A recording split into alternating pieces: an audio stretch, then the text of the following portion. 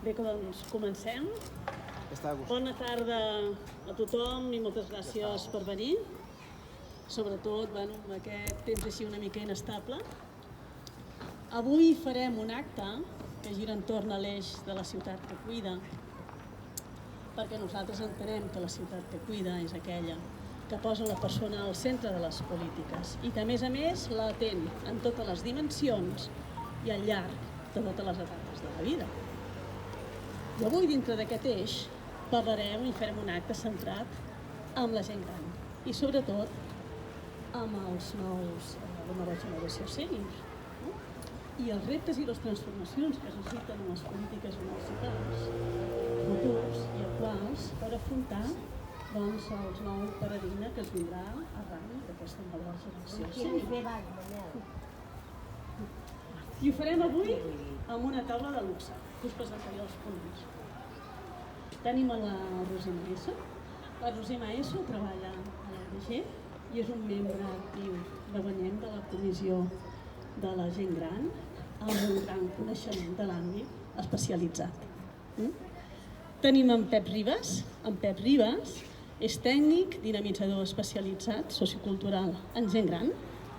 Treballa fa més de 30 anys a l'Ajuntament de Castelldefels i és cap d'àrea de l'àrea de gent gran i coordinador del centre cívic Frederic Mompou. Dic bé?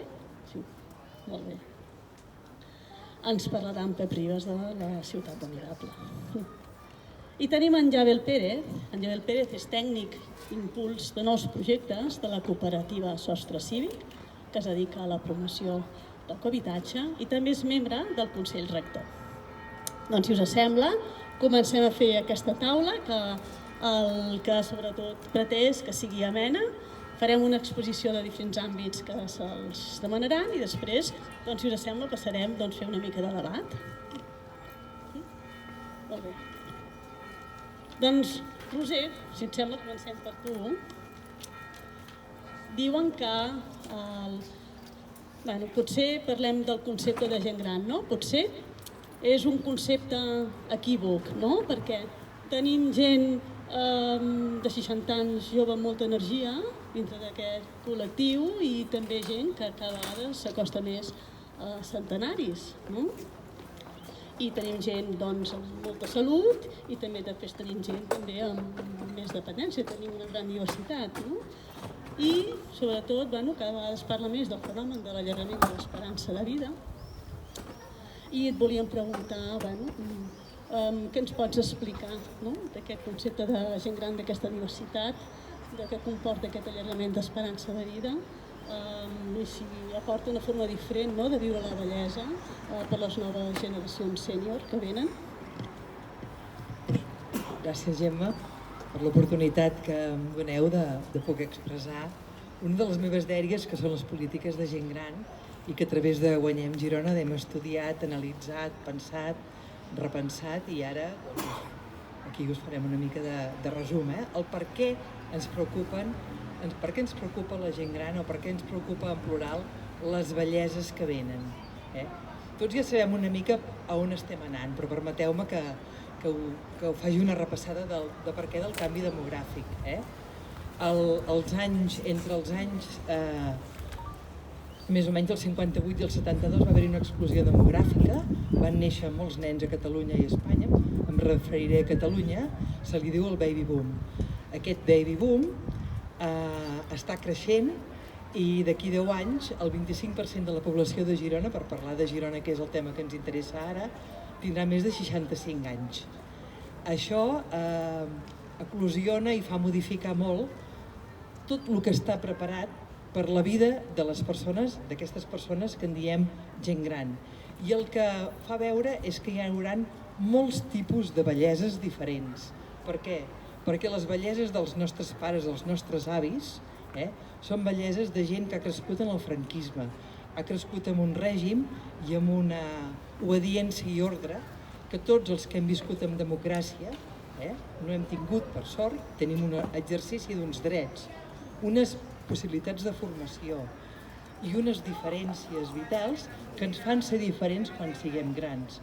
I és una bellesa que s'allarga molt, perquè l'esperança de vida s'està allargant més en la vessant femenina que masculina, però s'està allargant l'esperança de vida. Per tant, molta més gent a l'edat gran i molta més gent que viu més anys. I això amb una descompensació de lo que fins ara s'ha dit piràmide d'edat, que no té cap forma de piràmide perquè és una baldufa, perquè se'ns ha escanyat per la part dels naixements. I tot això fa que hagin necessàriament els que tenim preocupació per les polítiques municipals, hàgim de repensar les ciutats també per aquest gruix d'aquest 25% que no vol viure una vida com la dels seus pares i avis quan han sigut grans, sinó que volem altres coses bastant més interessants, crec jo, perquè hi podem, per poder aportar molt més allà on som. Aquí hi ha la visió del plural, no? La mirada diferent a les belleses. Hem de reinventar una nova manera de veure la bellesa i, per tant, de viure-la. Cadascú de nosaltres i també com són vistos, parlaré en tercera persona, com són vistos la gent gran. Per què? Perquè la gent gran, fins ara almenys, i ho volem combatre, pateix d'un edatisme, d'una discriminació injustificada per raó només per l'edat que posen al DNI, per l'edat de naixement. Perquè l'edat no iguala res. A la infantesa l'edat pot igualar amb capacitats, amb habilitats o amb coneixements, a la infantesa i a la joventut. Quan ets gran arribes desigualat, perquè la vida t'ha desigualat. T'ha desigualat amb la salut física i mental, amb la capacitat i autonomia, la dependència o independència, però també t'ha desigualat el teu procés vital, professional, de coneixements,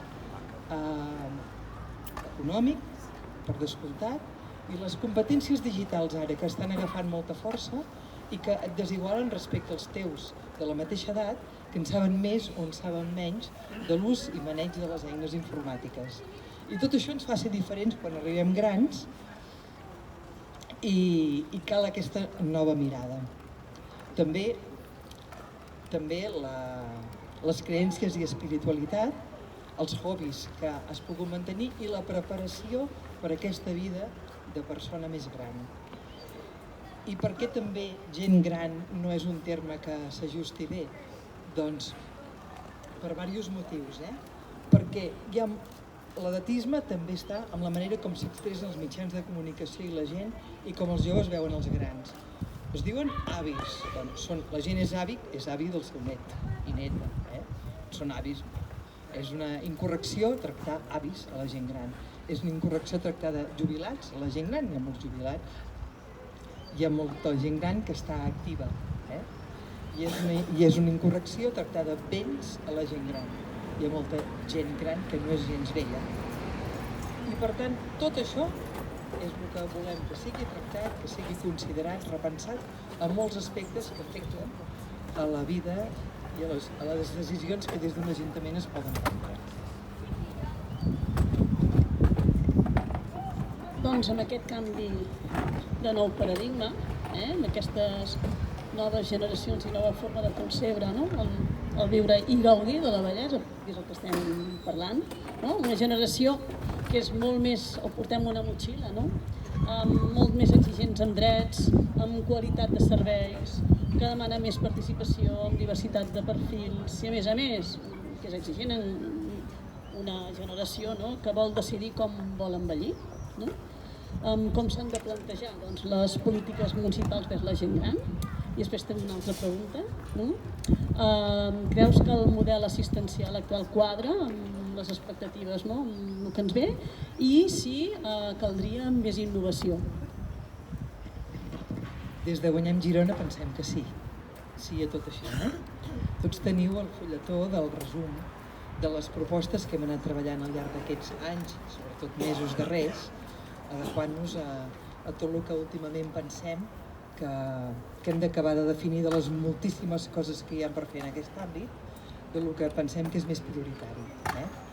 Primer, és molt important la informació que té la gent gran per poder aprofitar totes les oportunitats que estan al seu abast.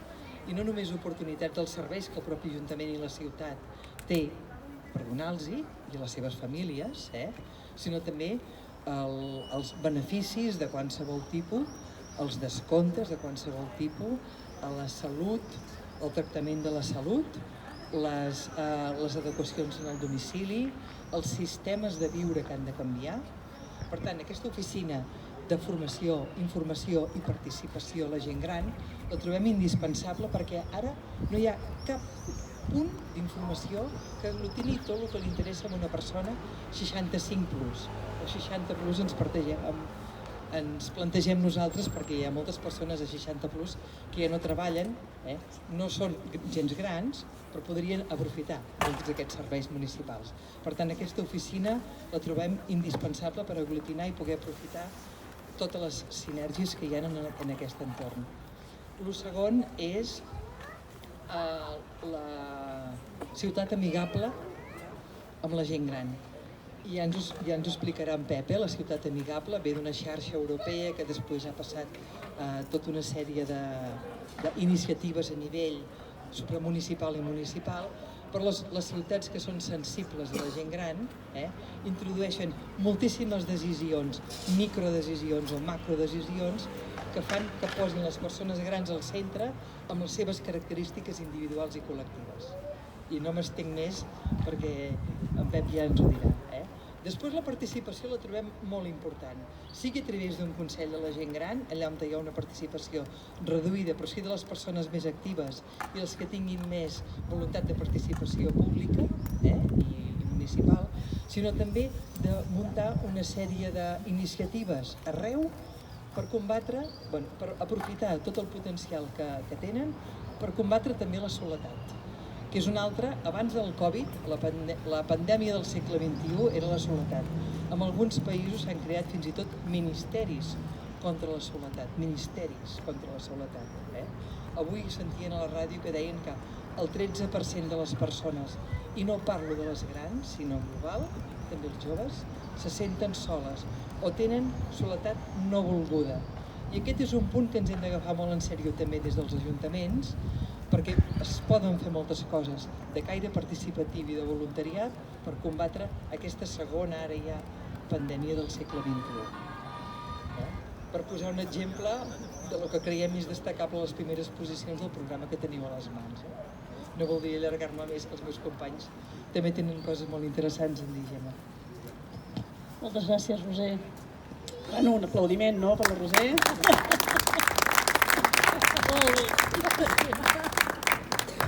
Molt bé, Pep. Doncs mira, ara ens parlaràs tu de la ciutat amigable, a veure exactament què és això, dins dels objectius, nosaltres el que sabem dins dels objectius de desenvolupament sostenible, estem marcats el que és l'Agenda 2030 com la dècada de l'envelliment saludable, i pren molta força la idea d'impulsar des del govern el que és transformar les ciutats en la ciutat amigable de la gent gran, que és la transformació dels entorns per oferir i millorar una qualitat de vida de la gent gran a mesura que envelleixen. Doncs Pep, ens pots explicar què és una ciutat amigable de la gent gran, quines transformacions impliquen, com s'hi arriba, què és el que l'Ajuntament ha de fer per aconseguir una ciutat amigable? Jo miraré de fer tot. Primer de tot, moltíssimes gràcies per convidar-me, gràcies per permetre'm venir a Girona. Quasi no hi arribo perquè no sé què us passa, que aquesta autopista cada vegada té accidents i per arribar a Girona costa molt. O sigui, és un tema important per vosaltres. Entraré primer en un preàmbul. Jo m'ho he preparat, he estat treballant el tema per no deixar-me res, però faré un preàmbul. Sabeu quines són les úniques comarques de Catalunya que no tenen cap ciutat amigable? Les de Girona. Molt bé. Per tant, també cal dir que Tarragona només en té una ciutat amigable, que és la capital, i Lleida només en té una, que és la capital, Lleida. Totes les altres, les 26 que té Catalunya, estan centrades al vincle al voltant de Barcelona. Estem lluny encara del País Basc, que en té 49, molt a prop País Valencià i Astúries, que en tenen 25, nosaltres en tenim 26 i Andorra una 27. Andalusia, per exemple, que és la zona més gran, només en té 17, Madrid en té 15 i les Balears només en té una. Per tant, encara falta molt per desenvolupar del tema de les ciutats amigables.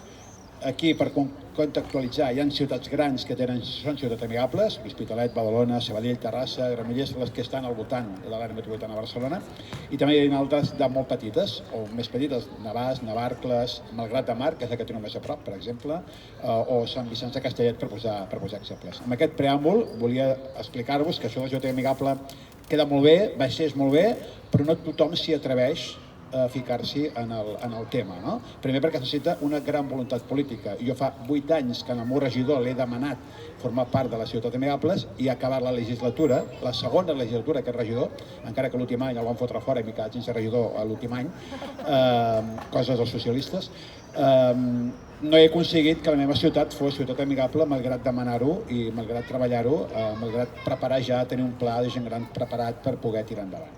Dit això, començo primer, el que hem dit, no? Les ciutats amigables, sabeu que és un programa promogut per l'OMS, que aquí a Espanya ha estat al recer de l'IMSERSO i aquí a Catalunya ara també la Diputació de Barcelona comença a treballar amb aquest tema i també fa ajudes als ajuntaments per intentar ajudar-los a adherir-se a la xarxa de ciutats amigables. El que fa aquesta història és establir criteris d'envelliment actiu per promoure la inclusió i la participació de la gent gran en tots els àmbits de la vida comunitària. Això seria el plantejament de la ciutat amigable. Una ciutat amigable amb les persones grans és aquella que incorpora a la seva planificació de polítiques i els programes municipals la perspectiva des de les persones grans, que això és molt important. Incita les ciutats a treballar per adaptar les seves estructures i serveis perquè siguin accessibles i perquè siguin inclusives per a la gent gran, reconeixent també les seves necessitats també i les seves capacitats diverses. Per això és indispensable d'entrada que l'Ajuntament s'hi posi i faci un treball ferm i sobretot un treball que ha de ser molt transversal entre totes les àrees.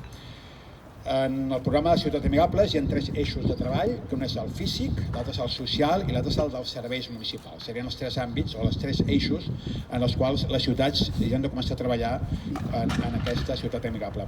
Dins d'aquests 3 eixos trobem 8 intervencions o 8 punts en els quals s'han d'intervenir. Els llegeixo perquè no me'n recordo de memòria, que són serveis socials i salut, relacions de suport i ajuda mútua, respecte, desigualtats i condicions d'inclusió, comunicació i informació, participació social i cívica, mobilitat i transport, accessibilitat i l'ús de l'espai públic i privat i l'habitatge. Aquests serien els 8 àmbits en els quals hem de treballar amb la gent gran perquè ells aportin el que seria a l'hora de fer les diferents accions si volem ser ciutat amigable de la gent gran, perquè clar, evidentment després vindrà l'INSERSO i l'OMS i diran has complert amb això que has de complir? Sí i no, i per tant és important que es treballin aquests 8 àmbits. També per això cal desenvolupar projectes adreçats a la millora de l'entorn urbà, social, cívic i dels serveis municipals orientats a fer front a del canvi d'aquest envelliment actiu que estem parlant i d'aquest envelliment de la població. A mi el nom envelliment actiu resulta també una mica divers. També estic jo amb la lluita d'allò si ens hem d'anomenar sèniors, perquè jo ja arribo a l'edat sènior pràcticament, o si m'haig d'anomenar gent gran quan arribi als 60, si és que els 60 per mi és una edat que ja em puc considerar gent gran, o si haig de considerar-me sènior, o si haig de considerar-me una segona edat i mitja abans de la tercera edat. És un tema que també tindríem molt per discutir. Per tant, el que hem de fer per començar a pensar en aquest tema és, per fer una ciutat amigable, és 4 coses importants pel meu punt de vista. Reconèixer la diversitat de les persones grans, indispensable. Respectar les seves decisions i opinions de forma de vida. Si no tothom vol viure igual, que això també és molt important. Promoure una cultura d'inclusió compartida per persones de totes les edats, que això també és important. No tots som grans ni tots som joves.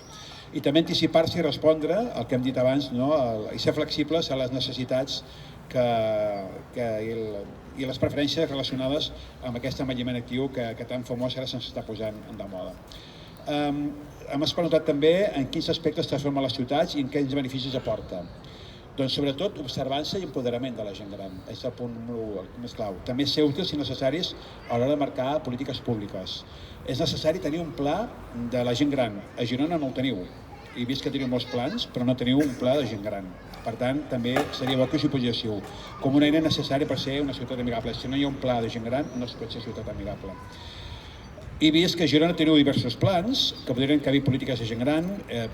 He comptat uns quants, però he vist 8 dels quals podríeu treure coses, que són mobilitat, seguretat viària, accessibilitat, igualtat, no discriminació LGTBI, habitatge, salut i esports. Aquests 8 plans sí que els teniu a la ciutat de Girona, però d'aquests caldria preguntar-se en quants s'hi ha comptat amb gent gran per fer-los. Seria una pregunta. I per fer un resum, jo crec de tot això, seria, primer de tot, promoure canvis que millorin la qualitat de vida de tota la població, desenvolupar el potencial de la gent gran, envelliment actiu, millorar la qualitat dels serveis, fomentar la participació de la gent gran en els àmbits ciutadans i treballar pel benestar de la gent gran i millorar tota la comunitat, perquè si millora la gent gran, millora tota la comunitat. Però ho faré d'una manera diferent. Faré unes preguntes que tenen resposta, les debilitats i les fortaleses. I amb aquestes preguntes us faré pensar i direu que teniu la resposta. Pregunto, a l'hora de parlar, de voler fer ciutat amigable a Girona. S'hi viu bé a Girona? Hi ha una bona qualitat de vida? La ciutat està ben dotada de recursos assistencials, socials i culturals? La ciutat té un bon bagatge d'atenció a la gent gran? Hi ha prioritat de polítiques adreçades a la gent gran? Quina percepció o realitat tenim a Girona, teniu a Girona, dels edificis de la ciutat? Són vells, nous, tenen ascensor, no tenen ascensors? Tots són accessibles? Sobre urbanisme, teniu bastants espais tranquils, mobiliari urbà suficient, mobilitat per la ciutat, zones de descans, refugis climàtics? Sobre seguretat ciutadana, quina percepció de perill té la gent gran? Zones de bars, zones de discoteques, sorolls? Teniu un transport adaptat i suficient? I en quin estat es troba serveis socials? Si dona resposta a totes les demandes adreçades a la gent gran. Respongueu aquestes preguntes mentalment i tindreu les respostes. A vegades fer-ho així fa que es pensi una mica més en el tema. I per últim, com s'hi arriba? Doncs és un treball llarg, són 5 anys treballar a Ciutat Amigable. Per això deia que és important que hi hagi una voluntat política, una legislatura llarga i amb algú que tingui ganes. Són 3 fases, la planificació, l'execució i l'avaluació, com tot. Un primer any, un any i mig de planificació, un parell d'anys, 3 anys d'execució i un any d'avaluació, que és quan s'aconsegueix ja tot el que es necessita per ser ciutat amigable.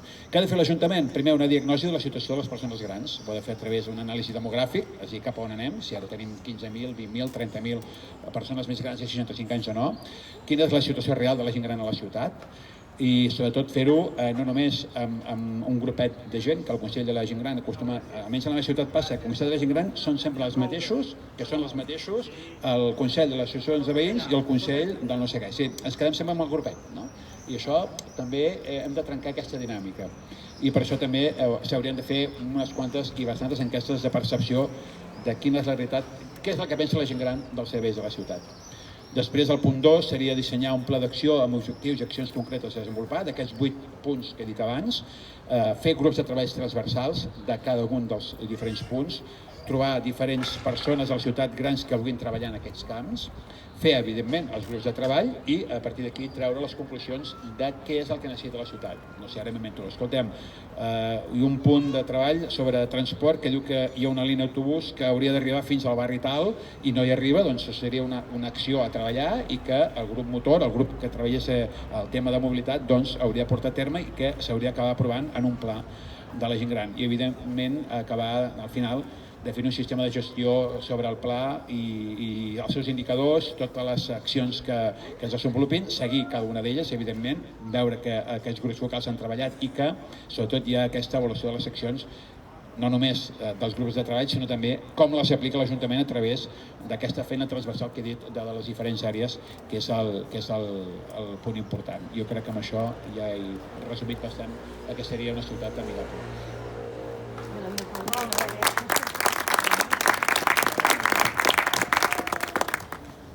Moltes gràcies, Pep, perquè has tocat un dels nostres grans punts del programa, que és voler construir aquesta ciutat amigable perquè bé, és com un pla estratègic que engloba tot, no? És un abordatge integral de les polítiques de gent gran que inclou la participació i la millora de...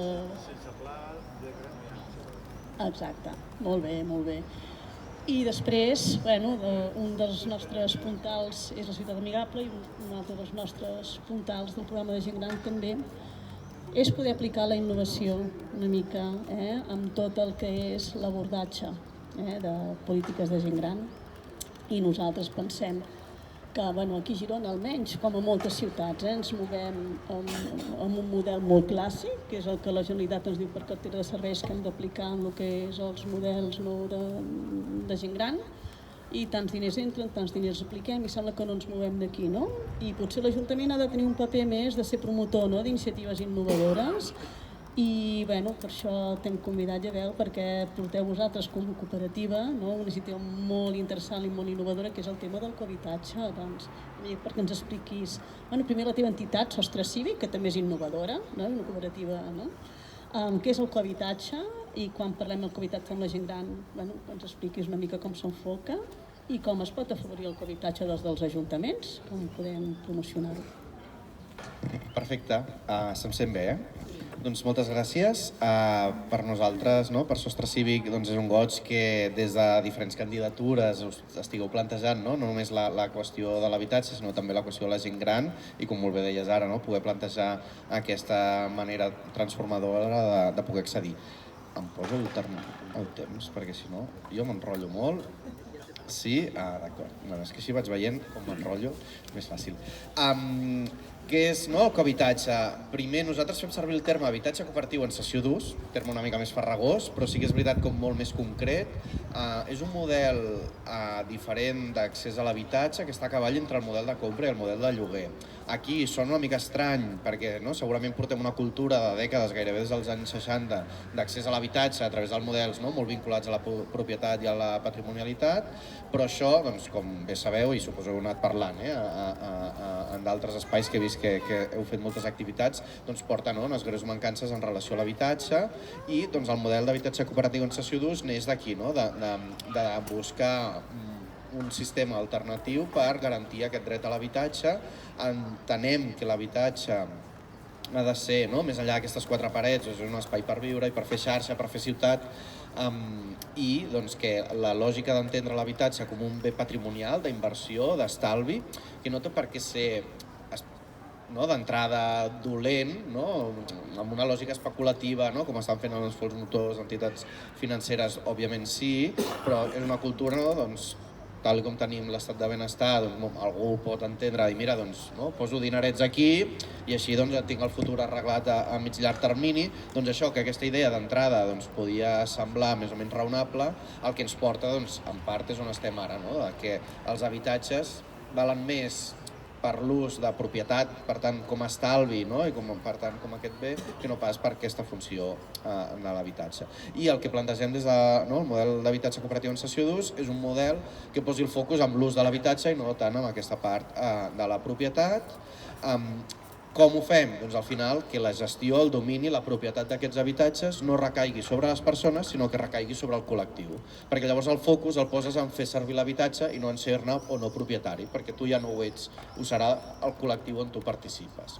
El segon element clau és que aquesta gestió, qui té el control, qui té el domini, qui té la propietat d'aquests habitatges, com que és des del col·lectiu, obliga a que hagis d'interactuar, participar i decidir de manera conjunta amb els teus copropietaris, en aquest cas socis de la cooperativa, com volem gestionar aquest habitatge. Això és el que fomenta aquesta participació, aquesta cohesió i tots aquests valors de participació democràtica, que sigui per gent gran o amb la resta de projectes d'habitatge a nivell més intergeneracional, és el que promou també aquesta lògica de fer ciutat, de fer xarxa i poder tirar endavant. I el tercer element per mi clau, i per això avui no vinc a parlar d'habitatge cooperatiu específicament, però el tercer element, i per mi és bàsic també, és que es fa des d'una lògica d'autopromoció. És a dir, ho tirem endavant per nosaltres mateixos. Per tant, serà un procés que serà a preu de cost. És a dir, com que ho estem fent nosaltres per nosaltres, acabarem destinant aquells recursos que conjuntament decidim, però no posarem més diners. És a dir, si jo sóc un promotor privat que el que vull és vendre els habitatges, doncs al final sempre li posaré un marge d'allò que em costa perquè serà el benefici. Clar, aquí no, com que és decidit conjuntament per nosaltres mateixos, és a preu de cost. I això és el que fomenta o facilita també aquesta qüestió d'accessibilitat. El fet que ja no hi ha un afany especulatiu de voler-se'l vendre en un futur, al final es posa el focus en aquesta part d'ús i després també per aquesta lògica d'anar a preu de cost. Fins aquí una mica el que seria habitatge cooperatiu en cessió d'ús. A la pràctica, i això ja veu com funciona, doncs això, com us deia, una mica un mig entre lloguer i compra. és compra perquè al final som copropietaris i per tant a nivell econòmic sí que cal fer una primera aportació de diners però que aquesta és recuperable. Aquesta aportació de diners depèn dels projectes però pot estar entre 3.000, 10.000, 20.000 euros. La majoria de projectes ens movem amb aquests imports i això és recuperable. I després són les mensualitats, que com deies a preu de cost, és aquells costos que té més a més el projecte, doncs s'han d'anar pagant perquè el projecte pugui tirar endavant. Amb això, doncs, ara mateix a Catalunya ja hi ha més d'una desena de projectes en marxa i centenars d'habitatges amb gent vivint. Sostre Cívic, què és? Sostre Cívic és l'entitat que neix el 2004, per tant ja fa gairebé 20 anys, que promou el model promou aquesta tipologia d'accés a l'habitatge. Som l'entitat pionera que neix això el 2004 i treballa per poder impulsar aquest model diferent d'accés a l'habitatge basat en aquesta lògica no especulativa. Ara mateix Sostre Cívic tenim 1.100 persones sòcies, tenim ara mateix, crec que són 18 projectes en marxa, dels quals són 130 habitatges ja amb gent vivint i a 3 anys vista tindrem ja 500 habitatges acabats. Per tant, som una cooperativa grossa que el que busca és això, poder treballar en xarxa entre els diferents projectes, entre els diferents socis per poder fer més força i poder tirar endavant nous projectes i poder desenvolupar. Llavors, una part d'aquesta base social que tenim a Sostre Cívic, des del 2015 a 2016, era un perfil de gent gran, gent que deia, mira, doncs ja estic jubilat, ja estic jubilada, o d'aquí poc estaré jubilat, jubilada, i com molt bé explicaves, doncs s'estan plantejant altres belleses diferents a aquestes que han viscut els seus pares o els seus avis i que no volen, doncs això, quedar-se sol a casa, ser una càrrega cap als fills i encara menys volen acabar amb institucions, no sé com dir-ho, centres on al final, i suposo hi ha molts casos, sí, que segurament hi ha de millors, de pitjors, però que al final passen per un model que segurament no és del seu agrat. I plantegen de dir, articulem des d'aquesta estructura de Sostre Cívic, al final una entitat que planteja això, gestionar i tirar endavant promocions d'habitatge i després la gestió d'aquests habitatges, posem-li el focus a aquesta part col·lectiva de convivència, de gestió conjunta, que sigui per persones grans i que tingui totes aquestes qüestions a veure. I és quan es comencen a desenvolupar a Catalunya aquests projectes d'habitatge cooperatiu en cessió d'ús per persones grans o, resumit, habitatge cessió.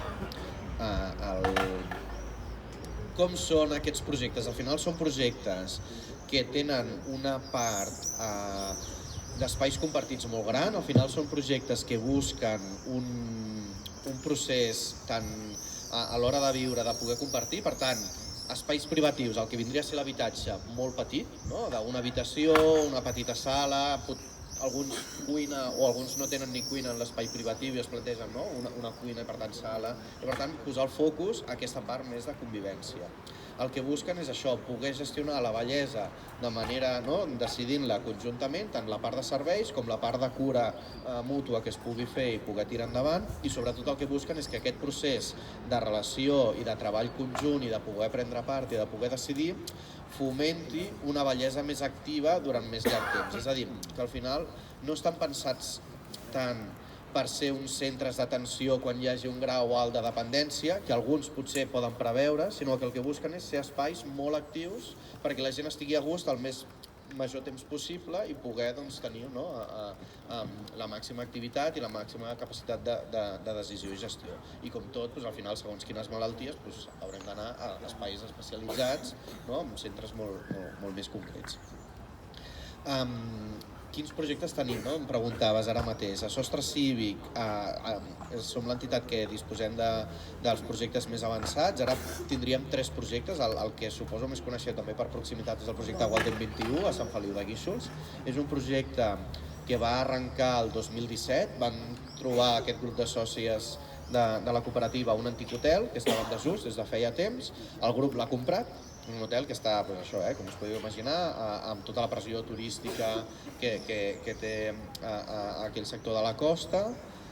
Hem adquirit això, s'han fet els canvis a nivell urbanístic, no? Després anirem a què pot fer l'Ajuntament, doncs canvis urbanístics per permetre que aquest canvi d'ús d'un hotel a un espai residencial vol dir d'habitatge, però pensat per persones grans doncs, que sigui possible, i ara doncs, estem ja amb la part de punt de començar obres, si podem abans de l'estiu, que si no comença l'època turística i no ens deixen fer soroll, sí, que si no se'ls espanten els guiris. Aquest és un projecte pioner, però a la vegada també molt tensionat. El fet de compartir d'una compra, d'una adquisició d'un hotel, doncs això, clar, ja té una càrrega, com us deia, a preu de cost. És veritat, no hi ha ningú darrere que s'embutxaqui diners, però clar, si l'hotel val 2 milions d'euros, ja, si transparència és el que costa, doncs clar, això ja és el punt de sortida, i a partir d'aquí suma-li les obres, arquitectes i tota la resta de costos. Clar, això fa que sigui un projecte que requereix d'una part, una capacitat d'estalvi més cara. Què podem fer perquè no sigui tan car? Doncs que aquesta part partir d'aquest cost d'inici, que és el patrimoni, no hi sigui. Qui pot o com ho podem fer? Doncs això, que l'administració pública col·labori. Un altre grup que també des del 2015 pica en pedra, en aquest cas a la ciutat de Barcelona, doncs defensava això, de dir, ens volem quedar a la ciutat, no volem acabar una residència, no volem viure sols, volem viure amb habitatges adaptats de manera conjunta. Ajuntament, sisplau, ajuda'ns. Teniu sol, doncs poder buscar.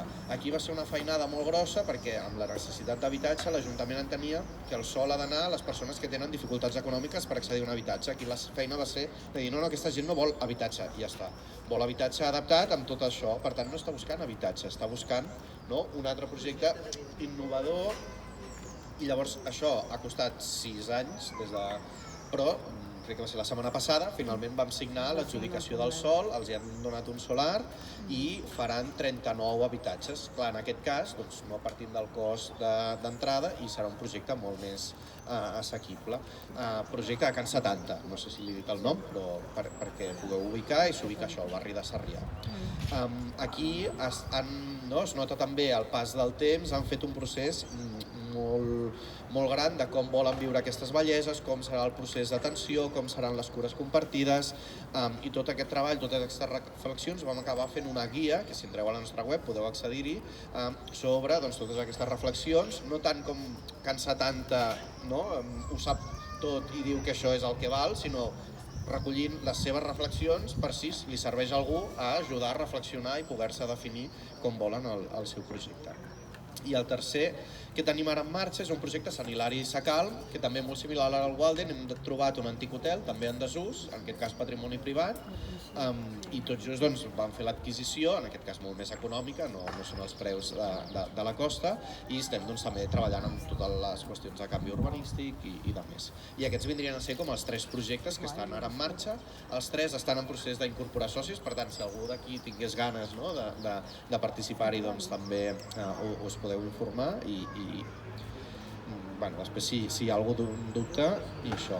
I ja tanco, perquè no sé com anem de temps, com els ajuntaments poden treballar per l'habitatge cooperatiu en general i sobretot per l'habitatge cooperatiu en cessió d'ús per persones grans. Per mi, el principal, i entenc que encara, malgrat que nosaltres com a entitat vam començar fent bàsicament difusió, i portem 20 anys així, el que cal és això, seguir fent difusió, que la gent conegui. Hi ha maneres diferents d'accedir a un habitatge que no passen per o llogar-lo o haver-lo de comprar, endeutar-te i tot plegat.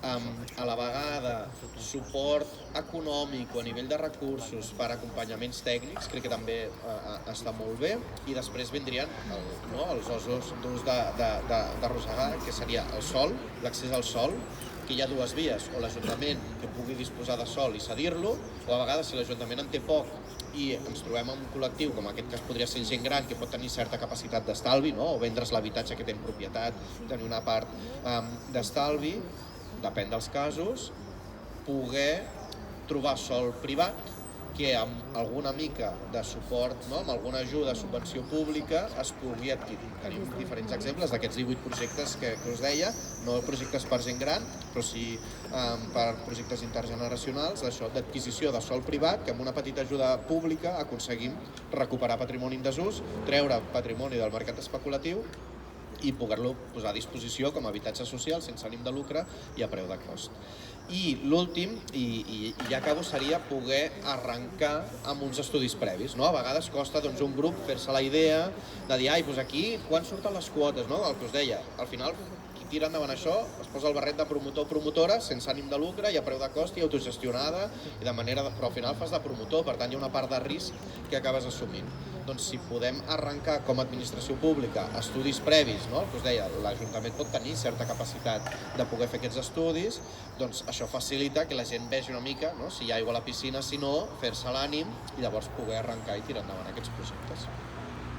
I aquesta seria una mica així llista de com ajudar a impulsar això. Moltes gràcies. Inclús jo afegiria, perquè jo crec que el cohabitatge és tan innovador que és que de moment, com no li quadra la cartera de serveis de la Generalitat, encara no sap com encabir-lo i com pot facilitar que es promocioni, però crec que és una cosa que anirà promocionant, no? Però des de l'administració local sí que és veritat, que també pot col·laborar amb que les persones, diguem-ne, amb els nivells, amb els serveis assistencials, les persones no perden els drets subjectius en situacions de dependència. El servei d'ajuda a domicili assistencial de cura personal i a la llar l'han de tenir igual, els ajuts, diguem-ne, d'habitatge l'han de tenir igual, tot el que són els materials. Per tant, això no es perd, per tant, són igualment beneficiaris, per tant, es pot envellir amb un model una situació de cohabitatge, tenint els mateixos drets que quan s'envelleix a casa i amb la mateixa qualitat. Una altra cosa és que l'Ajuntament tingui cintura i pensi i pugui flexibilitzar, inclús vegi com li treu el rendiment en fer serveis comuns. Parlem de menjadors socials, etc. I a partir d'aquí també pot pensar en com pot ajudar molt més a promocionar i a viure la gent en comunitat. I que també és una mica també cuidar-se entre la gent i alhora també sense que l'Ajuntament no deixi de cantó la seva competència en cuidar també assistencialment la gent que ho necessita. També seria cap aquí el que és la col·laboració. Molt bé, doncs hem tingut 3 iniciatives, em sembla que hem tingut 3 temes de debat que ara voldríem obrir entre el públic. A veure, teniu aquí 3 ponents que li podeu fer les preguntes que vulgueu. Sí.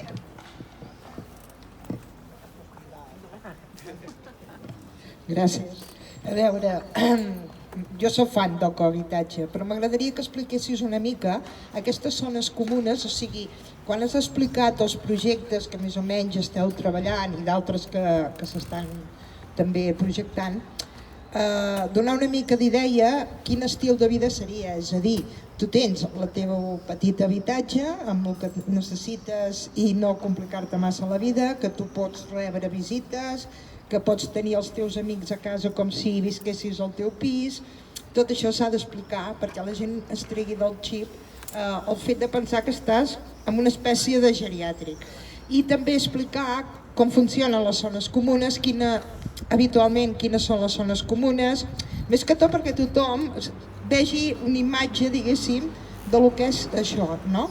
I per altra banda, a veure si ens pots explicar també quins tipus de cohabitatge hi ha, perquè esclar, ara estem parlant aquí de que caldria, del que s'ha comentat, una inversió, però què passa amb aquelles persones que no tenen poder adquisitiu, que no poden fer aquesta inversió, etc. També se'ls ha de donar una sortida i no es poden quedar sense aquesta opció. Per tant, vosaltres, amb l'experiència que teniu, a veure si ens pots posar llum a la foscor. Gràcies.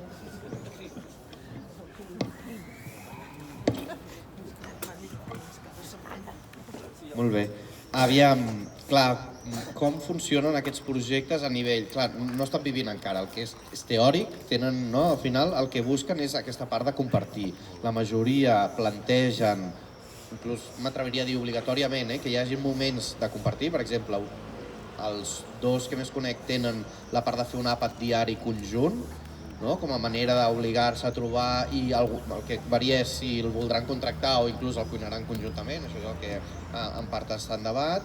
A nivell de funcionament arquitectònic hi ha 2 tipus, tal com ho tenim ara, hi ha alguns que el que és l'espai privatiu és més individual, altres el que tenen és un format d'unitats agregades, és a dir, tenen un espai privatiu més petit que s'ajunta en un espai una mica més gran i on comparteixen aquesta part més de cuina, és a dir, que vindria a ser com una habitació amb un bany i una petita sala, comparteixes una cuina entre 4 o 5 d'aquests i després tens els espais comuns, no? Això també per temes de pandèmia, reflexions que han anat venint, o altres que no, el que tenen és com un habitatge més tradicional, amb la seva cuina, amb la seva sala, això, i després els espais comuns. Però en tots els casos disposen d'àmplia dotació d'espais compartits, tant doncs això, sala bruta per fer tallers, no? Manualitats o el que sigui, sala més de reflexió, més de silenci, després sales més polivalents, activitats, l'espai de menjador, l'espai de sala d'estar compartida, espai, doncs això, que puguin venir serveis de fora, doncs, no sé, a fer massatges, qualsevol tipus d'activitat, i la majoria el que plantegen és això, com aquests interrelacionaran amb el barri o amb l'entorn proper, com bé deies, no? Al final gairebé seran equipaments, malgrat tenir aquesta gestió col·lectiva privada, però no deixen de ser aquests equipaments. I a la pràctica, no? La tercera part, o la tercera pregunta que feies en relació a l'accessibilitat econòmica, totalment cert, és veritat, al final aquí per nosaltres és un repte, però és el que us dèiem fins ara, no? El bo i el dolent del model és que és a preu de cost, llavors si no hi ha mecanismes de finançament alternatius, doncs ho has d'assumir, no? A pulmó, doncs vol dir buscar una hipoteca i ja està. A mesura que el model ha anat evolucionant i l'administració veu que té un potencial, doncs ha anat fent subvencions per promoure tot això. Què passa? Fins ara les subvencions, no? Una mica com el cas de Can 70, van molt vinculades a habitatge social, no? Gent sense recursos. Clar, aquí molts cops ens trobem, la gent gran ja té un habitatge.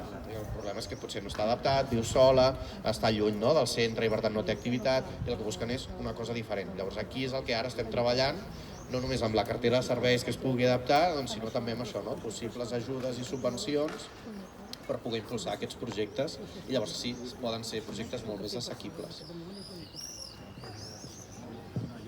Jo volia afegir que això ha de ser una feina paral·lela, és a dir, hem de buscar residència pública, hem de buscar arranjament d'habitatges, que és molt important, el que deia abans, la gent gran té habitatges, bàsicament la majoria tenen en propietat. És més fàcil que continuïn a casa seva que no vagin a un lloc diferent. Són feines paral·leles, residència pública, arranjament d'habitatges i, evidentment, treballar amb els habitatges compartits. Jo crec que els ajuntaments hem de començar a fer aquesta feina paral·lela, que és molt difícil, molt sovint, fer-la alhora les tres vessants en les quals ens trobem. I jo afegiria també que respecte als centres de gent gran, els centres de dia, també aquí a Girona hi ha mancança en forces barris, hi ha d'haver-hi prou places perquè la gent que vol continuar visquent a casa o la que viu en habitatge també puguin, si volen, anar a centres de dia allà on es troben encara més persones. També intentaríem fer projectes intergeneracionals perquè els grans volen estar amb els joves i els joves a vegades necessiten també estar amb els grans. I ara penso en projectes universitaris de cohabitatge estudiants, gent gran, que estem fomentant, i per tant també els centres de dia, els centres cívics, també hi hem de posar la gent gran en el centre, sigui visquin on visquin i com visquin, que és un tema que no he tractat però que és obvi que a la ciutat de Girona cal fomentar aquest tipus de polítiques. Respecte a l'aprenentatge al llarg de la vida, aprofito el micro, perquè l'envelliment actiu i saludable parla de millora de salut, de seguretat, de participació d'habitatge i d'aprenentatge al llarg de la vida. I per tant també ens hem de plantejar les estructures, les institucions, inclosa la universitat on estic, que s'adeqüin a la tornada de molta gent gran o a l'anada, si no hi han estat abans, per estudis universitaris. No dic amb les dificultats que els graus i postgraus i màsters actuals hi hagin, però sí que hi ha moltíssima gent que voldrà estudiar amb aquesta arribada de 25.000 gironins en aquesta franja d'edat i que visquen fins als 90, voldran tornar a estudiar. Per tant, la universitat i els centres d'ensenyament també s'han d'adaptar amb això.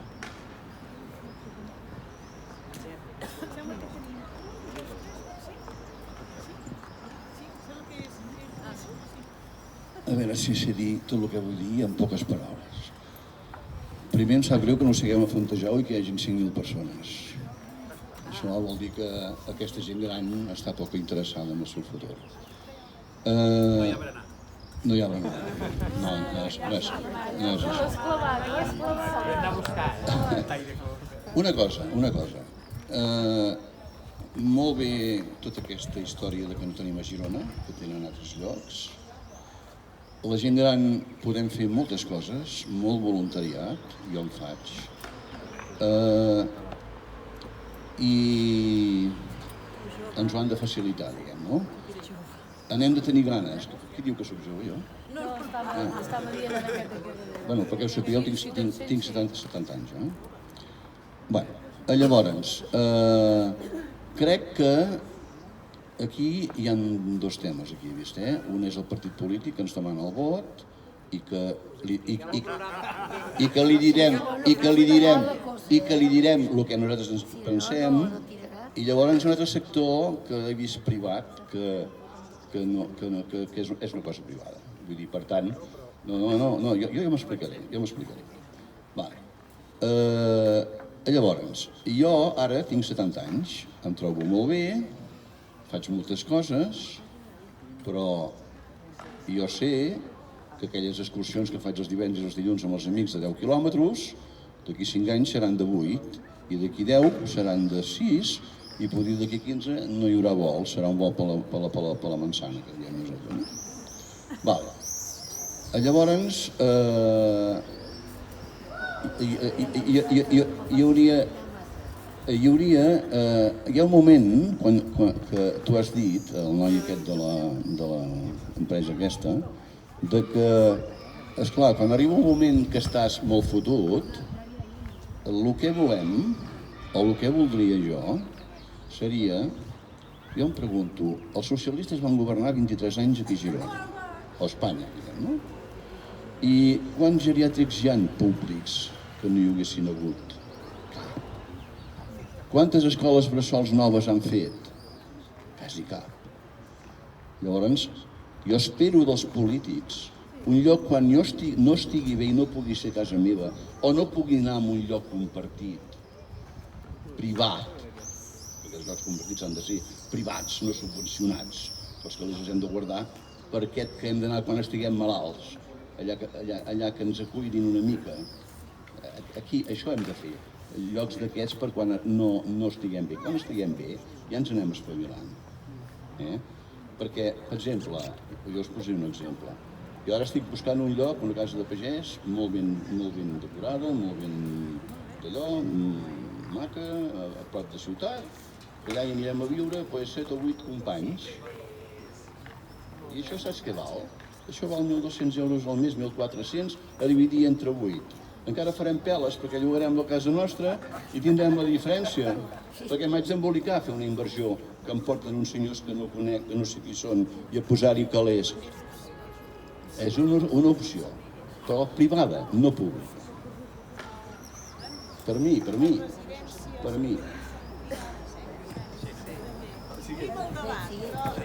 Bones. Privades, sí. Jo volia fer una pregunta a en Pep, perquè, bé, ara estem molt amb el tema dels itineraris segurs, perquè la mainada vagin a l'escola, tal qual. Nosaltres fa uns anys, a Serveis Socials, vam demanar tot un projecte molt similar a un projecte que hi ha a Barcelona que es diu Radar. Jo m'agradaria que l'expliquessis, perquè crec que, veig que saps de què va, una mica compartir-ho aquí, perquè jo també crec que hem de fer el màxim perquè les persones no ens haguem de moure, si no volem, està clar, del nostre barri, perquè el barri és un element clau de socialització, de suport, de moltes coses, no, al final. Llavors, un dels aspectes que crec que creixem en comunitat són experiències com aquesta, com el del projecte Radar. Era per si pots fer-nos 5 cèntims i compartir-ho.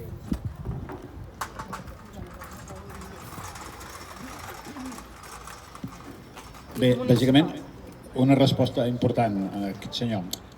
Jo crec que, primer de tot, jo recomano, o jo la meva recomanació en aquest grup municipal, jo vinc de fora, és que crec que s'hauria de crear una regidoria de gent gran i no una regidoria de serveis socials on hi hagi gent gran, això d'entrada. I que el regidor de gent gran fos diferent del regidor de serveis socials, encara que després es compartís un nexe comú amb un cap de departament que fos comú perquè aquesta feina transversal no es perdés. Però això és una recomanació. Després, jo crec que primer hem de saber adequar els nous centres de gent gran, perquè els centres de gent gran seran diferents d'aquí uns anys. Jo ara em falten 7-8 anys per jubilar-me i jo no em veig en un casal de gent gran, però de cap de les maneres.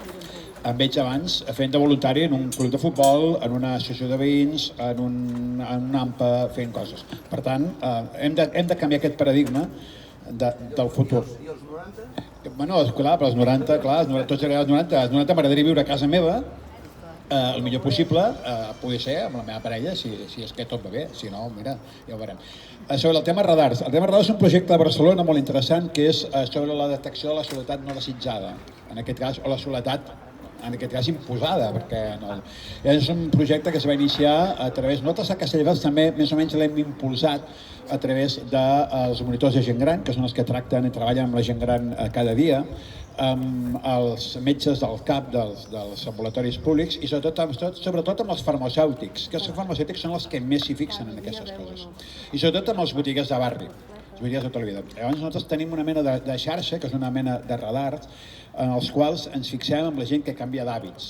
La gent que ha deixat de venir un dia, o que ve més mal vestida, o que ve de més mal humor, o que ve en un aspecte diferent al que estem acostumats. Llavors això ens fa detectar, el que diu el radar, es fa detectar aquella persona que té algun problema i intentem adreçar als serveis socials o visitar-la per saber què és el que passa. Més o menys és això, passa que a Barcelona ho fa a través d'una entitat que treballa el tema també, més o menys també amb aquells, i ells el que fan també és impulsar els voluntaris que treballen aquestes persones que detecten que estan soles i que tenen aquesta problemàtica. Nosaltres estem treballant aquesta detecció, el que passa que és complexa fer un seguiment que no sigui a través de serveis socials en una ciutat que no té un grup de voluntaris tan ampli com voldríem tenir a l'hora de fer aquesta detecció, sobretot aquest seguiment, però ho fem a través de serveis socials.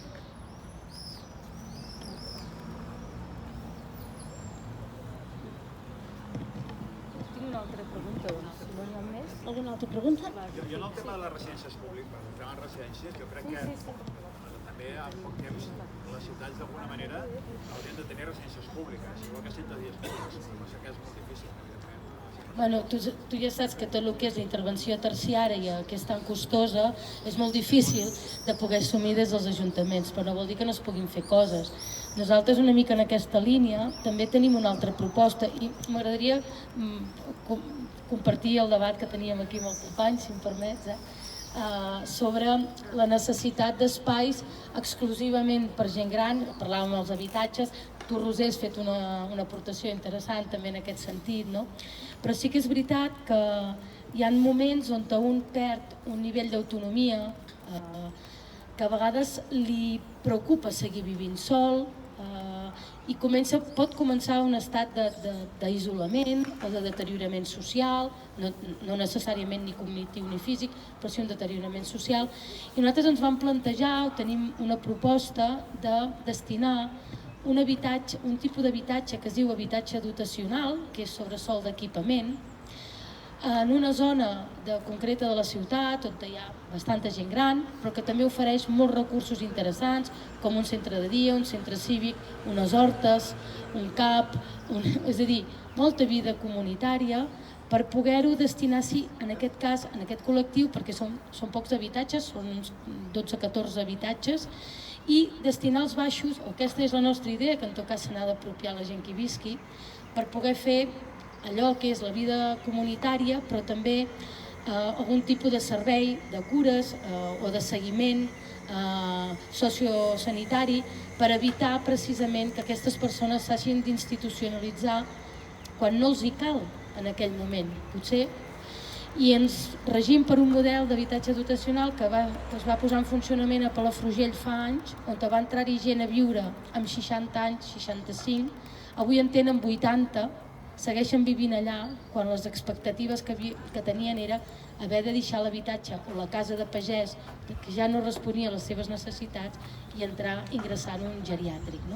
Per tant, hem parlat de moltes diversitats de qüestions que segurament no hi ha un model, sinó que entre les necessitats detectades i els recursos de què disposa l'Ajuntament hauríem de poder anar donant sortida a la diversitat tan àmplia de maneres d'envellir que ens trobarem a la ciutat.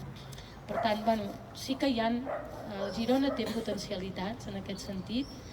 Difícilment en aquests primers anys es pot projectar una residència geriàtrica pública, no s'ha de descartar, municipal, vull dir, però de moment tenim altres qüestions que són viables en els propers 4 anys, a més a més.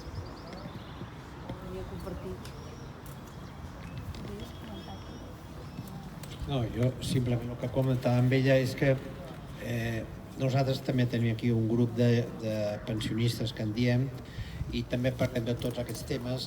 El que passa és que nosaltres intentem no parlar de temes exclusivament que parlin de nosaltres ni que parlin dels cèntims ni de les rebaixes o dels descomptes. És a dir, nosaltres, per exemple, entenem models de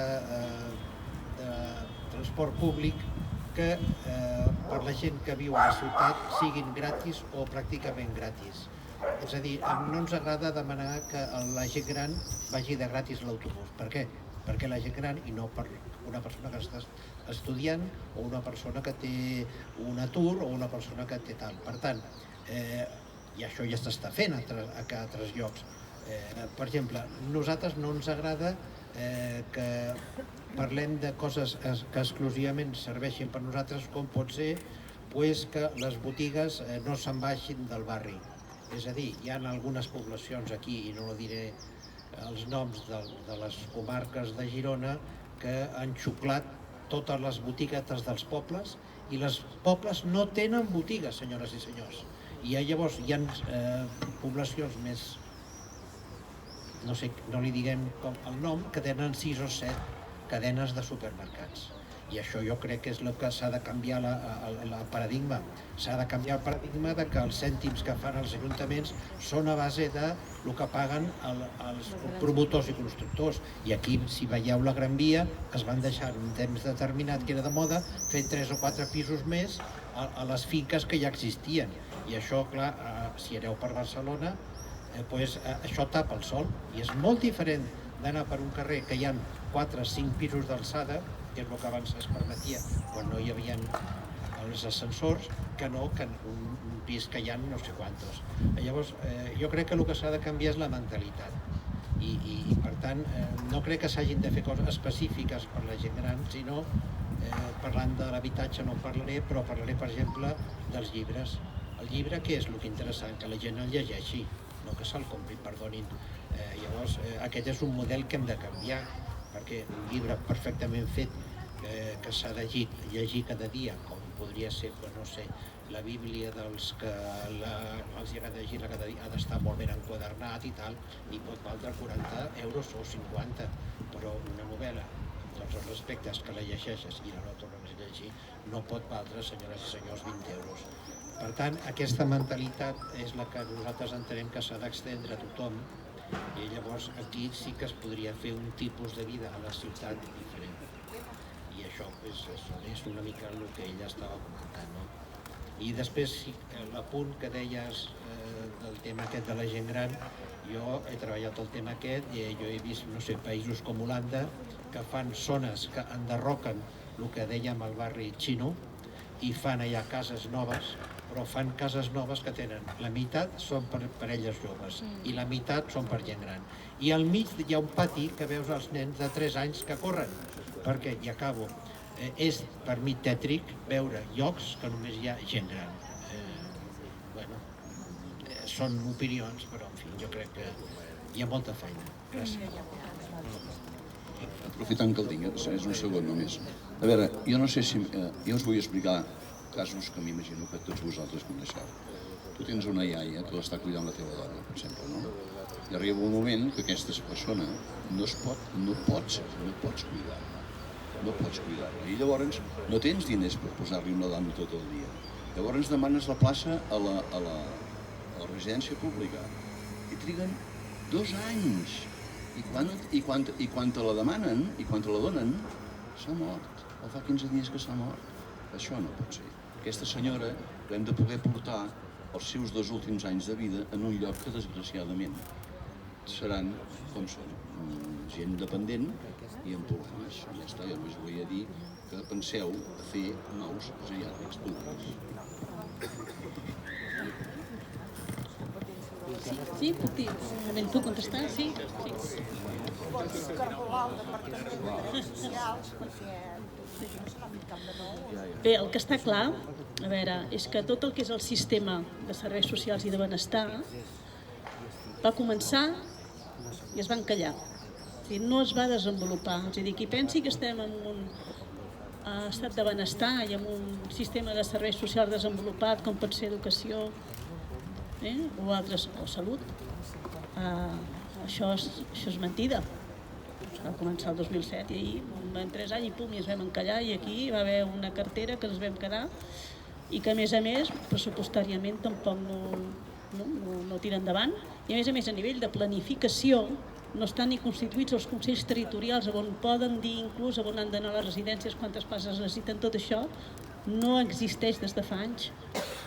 És a dir, tenim un sistema precari que està muntat de diferents administracions i aquí la local tenim el ciutadà i al ciutadà li hem de donar resposta.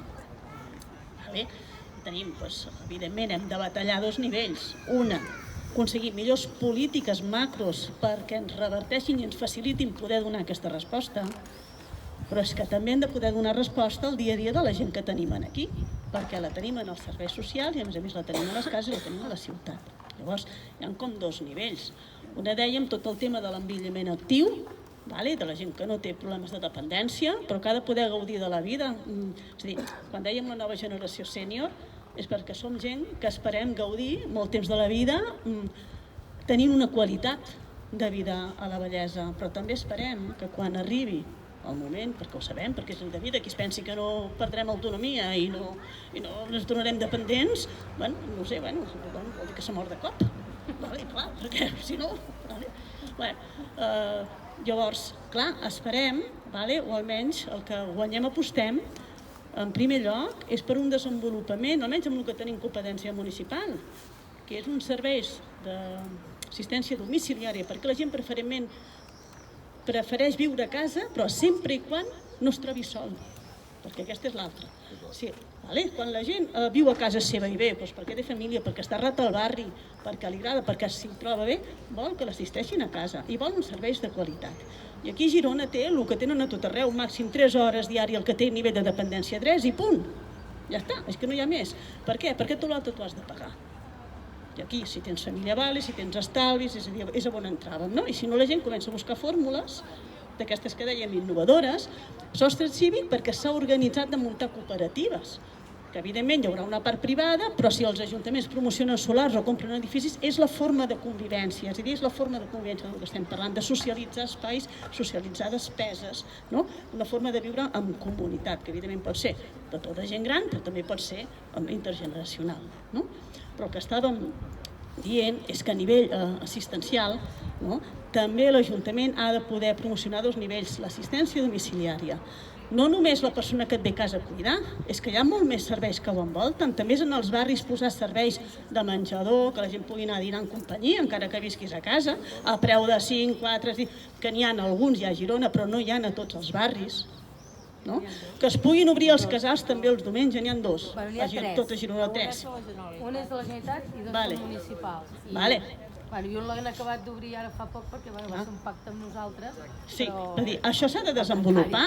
Hi ha altres municipis on hi ha molts més i que la gent van allà, inclús hi poden portar familiars perquè quedes a dinar amb els familiars. És dir, tot això s'ha de desenvolupar i moltes altres, també el poder, quan hem dit tot el tema de la gestió i de la participació dels sèniors, és perquè la gent jove de 60 anys, 70 anys, que encara està jove, ha de poder participar en assajar el que en diem la cogestió, és a dir, si no hi ha recursos, perquè no hi ha calés per obrir els casals el diumenge o els dissabtes, escolta'm, perquè no la cogestió, organitzem-ho, clar que sí, i un modi i també un estil d'oci diferent, organitzat, que el que dèiem, a mi no em motiva anar al casal, no, però si t'organitzes tu una forma d'oci diferent segurament i et fas les teves excursions i et fas el teu oci.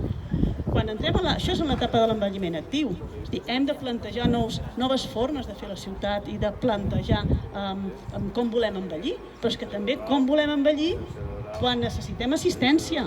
La gent vol envellir casa en qualitat i no val que et vingui una cuidadora per aquí i després haver de fer una rehabilitació de l'habitatge per posar-te això de la dutxa i tal, que és que passes per un suplici que no saps ni on has d'anar. És veritat, és a dir, que hi ha... Per això dèiem, no cal una oficina centralitzada on et faciliti tots els tràmits, perquè el que no et poden és marejar-te, que sí aquí la Generalitat, que sí després aquí l'Ajuntament, que sí... O sigui, hi ha una dispersió, bueno, ja no parlem de la bretxa, perquè aquí ja t'hi perds, Bueno, per tant, cal facilitar totes aquestes gestions per poder crear-te l'entorn o el niu on tu vols envellir.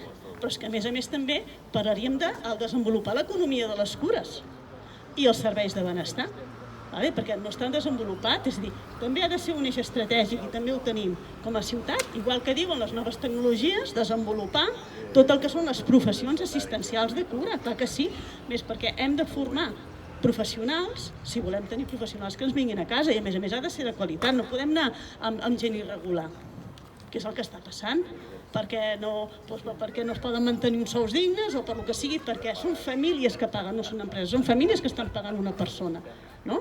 Tot això ho hem de poder ordenar i de fet guanyem són les propostes que tenim, és a dir, apostar per un model de qualitat i apostar que sigui del benestar també un eix estratègic econòmic de la ciutat, perquè només amb assistencial no ens en sortirem. Aquí s'ha de poder projectar des d'altres instàncies. I no només el servei d'ajuda a domicili, sinó que quan hi ha tot el tema de la soledat, perquè la gent quan envelleix també vol envellir en companyia i que els fills et vinguin una vegada al mes, perquè a veure, és quan entren iniciatives que poden ser l'habitatge per la gent que vol invertir. Mira, també pots llogar el teu pis i allò, i després anant aquí i tenir el teu pis llogat. Però com iniciatives que estan apareixent, com les espontànies que estaves plantejant tu, que gent que se'n va a una casa de pagès i comparteix despeses, però és que això és una forma de cohabitatge, és a dir, sense cooperativa, és espontània, però per què no? Però és que aquí l'Ajuntament, és a dir, tu tindràs el teu dret subjectivament que et vinguin a casa, i aquí l'Ajuntament és on les nostres polítiques, és a dir, hem de poder socialitzar això també des del punt de vista de servei públic. Perquè si diem, si hi ha algú, 3 hores tu, 3 hores tu, 3 hores tu, estem parlant ja d'un altre nivell. Bé, el que volem dir és que el dret a envellir també implica el poder pensar en fórmules innovadores, amb tot el que és l'abordatge de la gent gran, i que la ciutat amigable, com ha explicat en Pep, en té moltes i en altres països s'estan fent, i el que cal, si de cas aquí també, és aplicar-ho. I amb la participació de la gent i pensant la gent gran que és el que vol, és on al final hi afinarem. Jo vull fer un últim apunt. Jo sóc un gran defensor de que no tots els serveis han de ser del mateix per a tothom. Jo crec que hem de ser solidaris, el que més guanya més ha d'aportar. Però és un tema difícil i que a mi se'm costa molt convèncer, perquè la gent diu, escolta'm, que jo he treballat i el que guanyo m'ho he guanyat. I quan comencen així ja comences bé, però un senyor que té una pensió de 2.500 euros, que és la màxima, 2.000 no sé quants, o un senyor que en té 800, per què han de pagar el mateix? Això és un raonament. Jo soc un defensor de que, segons, però no només amb gent gran, sinó en general, és a dir, amb tota la piràmide. Qui té més, que aporti més, qui té menys. Per exemple, jo no estic d'acord que els viatges de l'Inserso paguin el mateix per tothom. Per què valdrà el mateix per tothom? Quan un senyor que va a l'Inserso perquè li resulta barat es pot permetre pagar-se un viatge on sigui, no? Per què valdrà igual? I altres temes també, com el transport, els esports, etc. Per què el poliesportiu ha de ser... Per què un abonament a un poliesportiu per una gent gran ha de ser el mateix per un senyor que guanya una morterada o un senyor que quasi bé no té diners, no? O, per exemple, com subvencionem les excursions de la gent gran. Jo haig de pagar un autocar perquè vagin 50 persones grans d'excursió, a tots iguals, o haig d'afavorir el que no en té menys perquè pugui viatjar i un altre que s'ho pot pagar es pagui el transport, no? Són coses amb les quals lluitem. I també un altre tema que també volia dir i que també ens costarà molt i que encara ens costa molt és el tema de l'acció intergeneracional. És a dir, jo poso per exemple el tema de l'habitatge. És a dir, el famós programa Viure i Conviure de la Fundació de Caixa Catalunya, que era habitatges compartits a estudiants universitaris amb persones grans, va fracassar.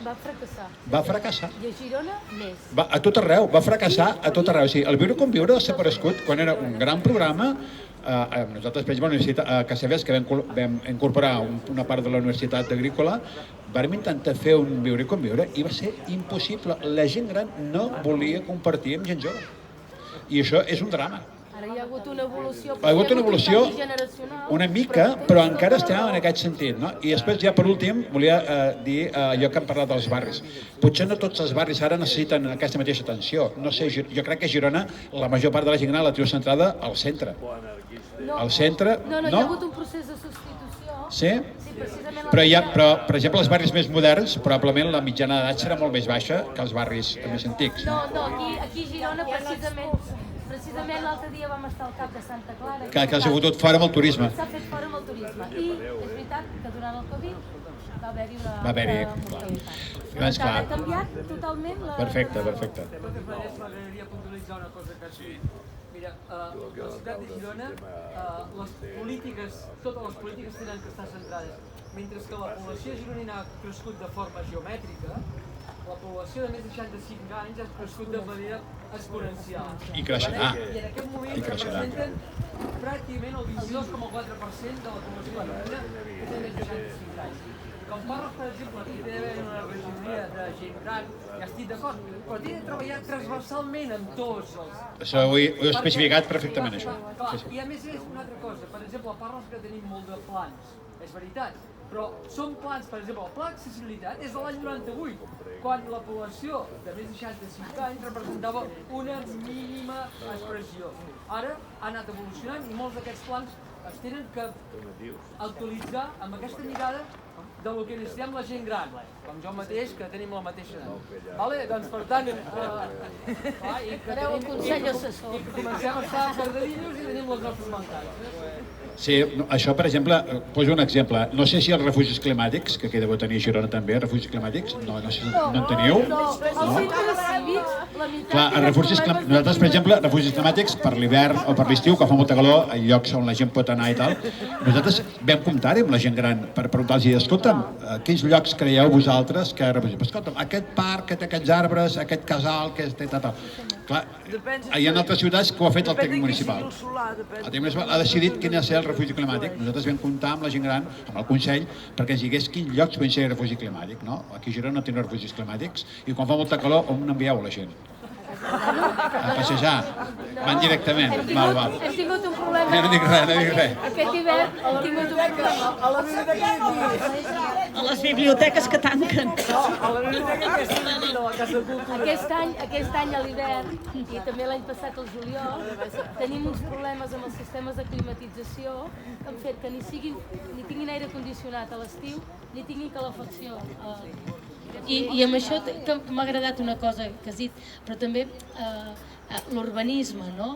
Per exemple, jo a vegades hi ha una cosa que em fixo, no? Fem unes grans avingudes que no comptem el temps de travessia i no hi ha ni illetes al mig on una persona gran pugui aturar perquè és que no li dona temps a creuar tot.